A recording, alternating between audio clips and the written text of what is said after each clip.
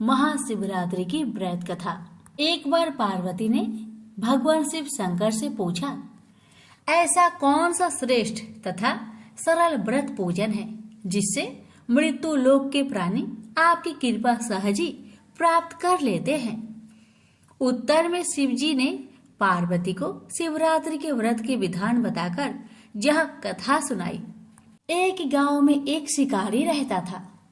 पशुओं की हत्या करके वह अपने कुटुंब को पालता था। वह एक साहूकार का ऋणी था, लेकिन उसका ऋण समय पर न चुका सका। क्रोधवश साहूकार ने शिकारी को शिव मठ में बंदी बना लिया। संयोग से उस दिन शिवरात्रि थी। शिकारी ध्यान मग्न होकर शिव संबंधी धार्मिक बातें सुनता रहा। चतुर्दशी को उसने शिवरात्रि की कथा भी सुनी। संध्या होते ही साहूकार ने उसे अपने पास बुलाया और ऋण चुकाने के विषय में बात की। शिकारी अगले दिन सारा ऋण लौटा देने का वचन देकर बंधन से छूट गया। अपनी दिनचर्या के भांति वह जंगल में शिकार के लिए निकला, लेकिन दिन भर बंदी गृह में रहने के कारण भूख प्यास से व्याकुल था। शिकार करने के लिए वह एक तालाब के किनारे बेल वृक्ष पर पड़ाव बनाने लगा। बेल वृक्ष के नीचे शिवलिंग था जो बेल पत्रों से ढका हुआ था। शिकारी को उसका पता न चला। पड़ाव बनाते समय उसने जो टहनियां तोड़ी वो संयोग से शिवलिंग पर जा गिरी। इस प्रकार दिन भर भूखे प्यासे शिकारी का व्रत भी हो गया और शिवलिंग पर बेलपत्र भी चढ़ गए। एक पहर रात्रि बीत जाने पर एक गर्भिणी मृग तालाब पर पानी पीने पहुंची। शिकारी ने धनुष पर तीर चढ़ाकर जयो ही प्रयंचा खींची। मृगी बोली, मैं गर्भिणी हूँ, शीघ्र ही प्रसव करूंगी। तुम एक साथ दो जीवों की हत्या करोगे जो ठीक नहीं है। मैं अपने बच्चों को जन्म देकर शीघ्र ही तुम्हारे सामने प्रस्तुत हो जाऊंगी, तब तुम मुझे मार लेना। शिकारी ने प्रयंचा ढीली कर दी और मृगी झाड़ियों में लुप्त हो गई। कुछ ही देर बाद एक और मृगी उधर से निकली। शिकारी की प्रसन्नता का ठिकाना न रहा। समीप आने पर उसने धनुष पर बाण चढ़ाया।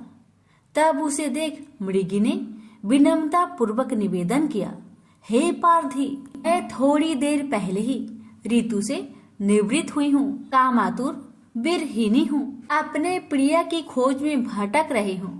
मैं अपने पति से मिलकर शीघ्र ही तुम्हारे पास आ जाऊंगी। शिकारी ने उसे भी जाने दिया। दो बार शिकारी को खोकर उसका माथा ठनका। वह चिंता में पड़ गया। रात्रि का आखिरी पहर बीत रहा था। तभी एक अन्य मृगी अपने बच्चों के साथ उधर से निकली। शिकारी के लिए यह स्वर्णिम अवसर था। उसने धनुष पर तीर चढ़ाने में देर न लगाई। वह तीर छोड़ने ही वाला था कि मृगी बोली, हे पार्थी, मैं इन बच्चों को पिता के हवाले करके लौट आऊंगी। इस समय मुझे मत मार। शिकारी हंसा और बोला, सामने आए शिकारी को छोड़ दो, मैं ऐसा मूर्ख नहीं। इससे पहले मैं 2 बार अपना शिकार खो चुका हूँ। मेरे बच्चे भूख प्यास से तड़प रहे होंगे। उत्तर में मृगी ने फिर कहा, जैसे तुम्हें अपने बच्चों की ममता सता रही है, ठीक वैसे ही मुझे भी। इसलिए सिर्फ बच्चों के नाम पर मैं थोड़ी देर के लिए जीवन दान मांग रही हूँ। हे पार्थी, मेरा विश्वास कर। मैं इन्हें इनके पिता के पास छोड़कर तुरंत लौटने की प्रतिज्ञा करती हूँ। मृगी का दिन स्वर सुनकर शिकारी को उस पर दया आ गई। उसने उस मृगी को भी जाने दिया। शिकार के अभाव में बेल वृक्ष पर बैठा शिकारी बेल पत्र तोड़ तोड़कर नीचे फेंकते जा रहा था। पाँव फटने को हुई तो एक हष्ट पुष्ट मृग उसी रास्ते पर आया। शिकारी ने सोच लिया कि इसका शिकार वह अवश्य करेगा। शिकारी ने तनी प्रयंचा देखकर मृग विनीत स्वर में बोला, हे पारधी भाई, यदि तुमने मुझसे पूर्व आने वाली 3 मृगियों तथा छोटे छोटे बच्चों को मार डाला है तो मुझे भी मारने में विलंब ना करो, ताकि उनके वियोग में मुझे एक क्षण भी दुख सहना ना पड़े। मैं उन मृगियों का पति हूँ।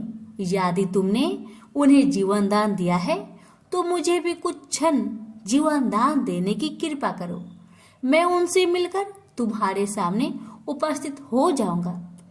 मृग की बात सुनते ही शिकारी के सामने पूरी रात की घटना चक्र घूम गया। उसने सारी कथा मृग को सुना दी। मृग ने कहा, मेरी 3 पत्नियां जिस प्रकार प्रतिज्ञाबद्ध होकर गई हैं, मेरी मृत्यु से अपने धर्म का पालन नहीं कर पाएगी। अतः जैसे तुमने उन्हें विश्वास पात्र मानकर छोड़ा है, वैसे ही मुझे भी जाने दो। मैं उन सबके साथ तुम्हारे सामने शीघ्र ही उपस्थित होता हूँ। उपवास, रात्रि जागरण तथा शिवलिंग पर बेलपत्र चढ़ने से शिकारी का हिंसक हृदय कोमल हो गया था। उसमें भगवत शक्ति का वास हो गया था। धनुष तथा बाण उसके हाथ से सहज ही छूट गए। भगवान शिव की अनुकंपा से उसका हिंसक हृदय कारुणिक भावों से भर गया। वह अपने अतीत कर्मों को याद करके पश्चाताप की ज्वाला में जलने लगा। थोड़ी ही देर बाद मृग सपरिवार शिकारी के समक्ष उपस्थित हो गया ताकि वह उनका शिकार कर सके।